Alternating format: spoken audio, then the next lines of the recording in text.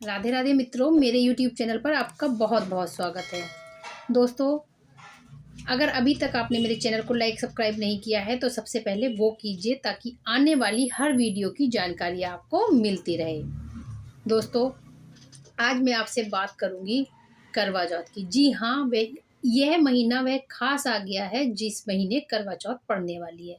करवा चौथ कार्तिक मास की कृष्ण पक्ष की चतुर्थी तिथि को मनाया जाता है और सुहागन इस दिन 16 श्रृंगार करके अपने पति की लंबी आयु के लिए निर्जल व्रत रखती हैं ताकि उन्हें अखंड सौभाग्य की प्राप्ति हो।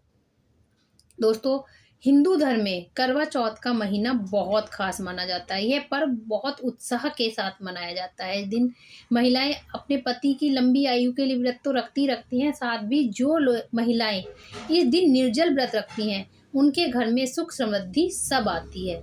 और जब वे भूखी प्यासी रहती हैं और भगवान गणेश का नाम लेती हैं तो गणेश उनके सारे विघ्न हर लेते हैं। दोस्तों, इस बार यह त्योहार 24 अक्टूबर रविवार के दिन मनाया जा रहा है। इस दिन करवा चौथ की कथा सुनना और सुनाना दोनों ही फलदायी होता है। तो आज मैं आपको करवा चौथ की ही कथा सुनाती हूँ। करवा चौथ की कथा सुनने से पहले सबसे पहले आप अपनी पूजा की थाली तैयार कर लें और गणेश जी के आगे बैठकर यह कथा सुने। दोस्तों, करवा चौथ की कथा इस प्रकार है। पौराणिक कथा के अनुसार इंद्रप्रस्थपुरम में एक ब्राह्मण रहता था। उसके 7 पुत्र और एक पुत्रियां थी। एक पुत्री का नाम वीरावती था। इकलौती पुत्री होने के कारण वह अपनी भाइयों की बहुत लाडली थी और वह बहुत नाजुक थी। सभी भाई उसका बहुत आदर और प्यार करते थे और उसके मुंह से कुछ भी बात निकलते ही उसकी हर इच्छा पूरी कर देते थे। धीरे धीरे वीरावती बड़ी होने लगी। जब वीरावती बड़ी हुई तो ब्राह्मण देव ने उसका विवाह अपनी जाति के एक योग्य युवक से कर दिया।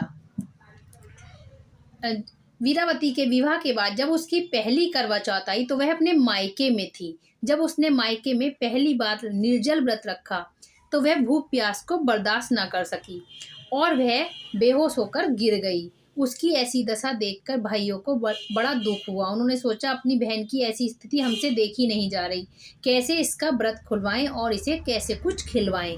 उन्होंने अपनी बहन से कहा, बहन कुछ खा लो, लेकिन बहन ने चंद्रोदय के बिना कुछ खाने की बात से मना कर दिया। तो इसके लिए भाइयों ने एक युक्ति सोची कि बहन को कुछ भोजन करवा लेते हैं। भाइयों ने पेड़ के पीछे जाकर एक अग्नि का ढेर लगाया और उसमें आग लगा दी। लकड़ियों का ढेर लगाया और उसमें आग लगा दी और एक भाई पेड़ पर चढ़ गया और उसके आगे चलनी लगा दी और अपनी बहन से बोला, बहन जल्दी आओ, देखो चांद निकल आया है। भूखी होने के कारण बहन ने यह नहीं सोचा कि अभी चांद का समय हुआ है या नहीं हुआ और उसने झट से जाके उसको जल दे दिया और खाना खाने बैठ गई। जैसे ही उसने पहला निवाला खाया, उसके पहले निवाले में बाल आ गया। दूसरा निवाला खाया तो उसको छींक आ गई। जैसे ही उसने तीसरा निवाला तोड़ा तो उसकी ससुराल से खबर आ गई कि तुम्हें जल्दी ससुराल में बुलाया है। वीरावती ने सोचा पता नहीं क्या बात है, वह जल्दी जल्दी अपनी ससुराल चली गई। जब वह अपनी ससुराल में गई तो उसने अपने पति को मृत पाया। वह यह सहन न कर सकी और रोती बिलखती जमीन पर गिर गई। उसकी ऐसी हालत देखकर इंद्राणी को उस पर बड़ी दया आई और वह संतावना देने के लिए वीरावती के पास आ गई। वीरावती ने रो रो कर अपनी सारी गलती बताई कि मेरे से बहुत बड़ी भूल हुई है। तब इंद्राणी ने उससे कहा कि तुम चिंता मत करो, तुम हर महीने की चौथ का व्रत श्रद्धा के साथ करो और जब अगले महीने करवा चौथ आए तो निर्जल रह के श्रद्धा के साथ इस व्रत को करना। तुम्हारा पति फिर से जीवित हो जाएगा।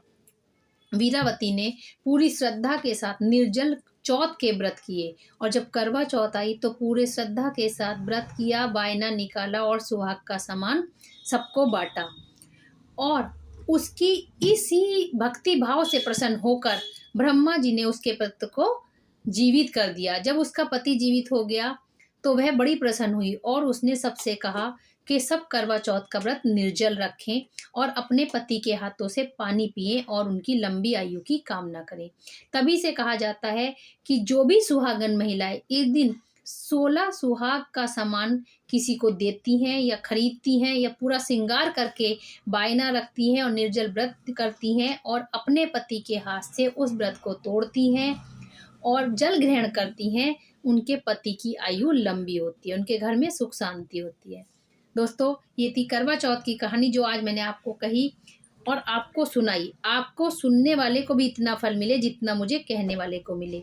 फिर मिलते हैं नई वीडियो में नई जानकारी के साथ। तब तक के लिए राधे राधे।